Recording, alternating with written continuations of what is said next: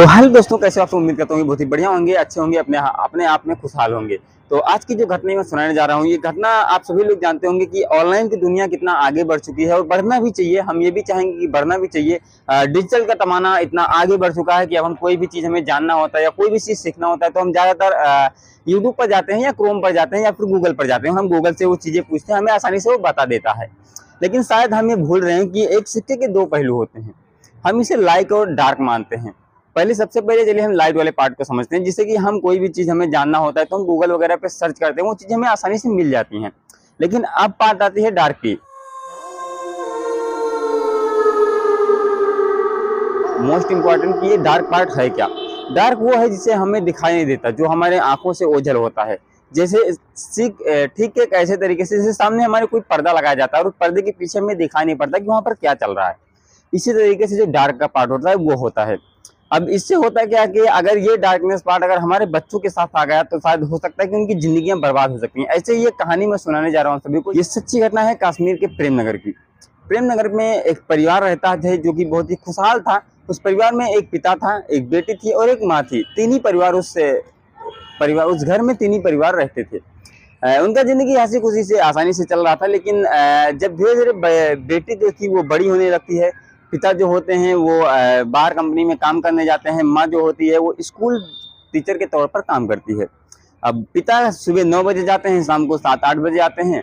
माँ भी कुछ ऐसे ही आती थी। अब जो बेटी थी वो पढ़ने स्कूल जाने लग चुकी थी और वो जब पढ़ने जाती थी तो सुबह 8 बजे जाती थी और शाम को करीब 3 बजे के आसपास घर वापस आ जाती थी।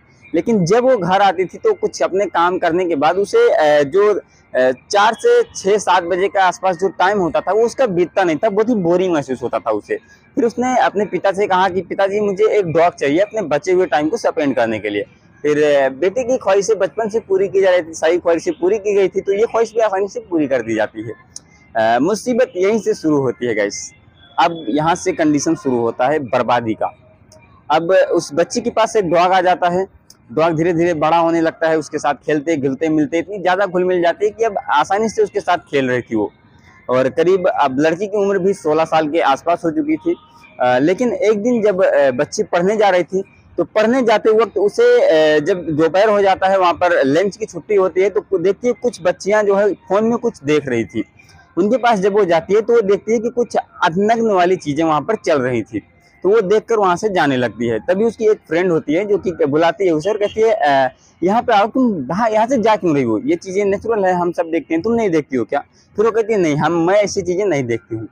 फिर उसी के बारे में वो अच्छे से उसे एक्सप्लेन करती है और कहती है कि देखना चाहिए, शायद ये तुम देखोगी। और वहां पर वो देख रही थी ब्लू फिल्म। एक साइडों पर क्रोम ब्राउजर पर जो है वो चीजें सर्च की जाती हैं और उन्हें देखी जाती हैं। बट आपको मैं देखने के लिए बिल्कुल भी सजेस्ट नहीं करूंगा कि क्यों ये हमारे माइंड के लिए बहुत ही खराब चीजें हैं, क्योंकि हमारे माइंड को बहुत बेरहमी बहुत ही गलत तरीके से डाइवर्ट करती हैं ये चीजें। तो आप लोग इसे ट्राई भी मत करना। तो वहां पर ये होता है, उन्हें अच्छे से एक्सप्लेन करती है और बताती है कि तुम एक बार देखो, ये बहुत ही अच्छी है, तुम्हें हो सकता है कि तुम्हारे खुश रहने में काफी ज्यादा हेल्प करेगी ये चीजें। फिर वो घर पर आती है, उसे अपने माँ बाप के साथ खाना पीना खाती है। करीब 9-10 बज चुके थे रात को। जब लेटने से पहले उसे याद आता है कि उसने फ्रेंड ने एक साइट्स के बारे में बताया था। अब उस साइट को ओपन करती है तो वहां पर बहुत सारी चीजें, अनगन चीजें, यानी कि ब्लू वाली फिल्म जो होती है उसके सामने ओपन होता है एकदम से। फिर कुछ टाइम के लिए तो उसे थोड़ा सा बुरा लगता है, लेकिन इतना भी बुरा नहीं लग रहा था, क्योंकि उसके फ्रेंड ने बताया था कि शायद हो सकता है इसे देखने के बाद तुम्हें अच्छा फील होगा। फिर कुछ टाइम से वो देखती है, ऐसे देखते देखते वो हफ्तों बीत जाता है, देखती रहती है। लेकिन अब उसे कहीं ना कहीं ये चीज थोड़ा सा अलग लगने लग चुका था, उसे अच्छा भी लगने चुका था। और अब वो देखते देखते उसके मन में, जब वो देख रही थी तो उसके मन के अंदर से एक भावना प्रेरित हो रही थी। फिर धीरे धीरे अब इतना सब चलता रहा, वो महीनों तक देखती रही, उस चीज को लगातार देखती रहती है। अब एक दिन ऐसा आता है कि अब उसे संबंध बनाने का मन करने लगता है। इतना भावना जो उसका था, इतना माइंड जो उसका था, वो डाइवर्ट हो चुका था। अब जब संबंध बनाने की बारी आती है तो उसके घर में कोई और आदमी तो होता नहीं है उसके पिता के सिवाय, और उसका एक डॉग रहता है। फिर जब वो ऐसी बातें आती है तो फिर वो एक दिन अपने डॉग के साथ सोती है, उसके साथ संबंध बनाती है। ये चीजें उसे बहुत ही अच्छी लगती हैं।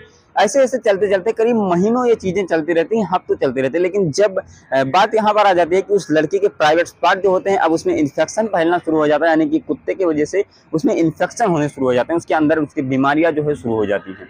फिर अब जब उसके माता पिता उसे हॉस्पिटल लेकर जाते हैं तो वहाँ पर डॉक्टर ने जो बताया उनके पैरों तले जमीन खिसक जाती है और वो बताते हैं कि आपकी बच्ची का रेप हुआ है। ये घटना सुनते ही उनके अंदर कई तरीके की खौफनाक तरीके की मतलब ख़यालें आने लगती हैं कि आखिर ऐसा किसने किया होगा?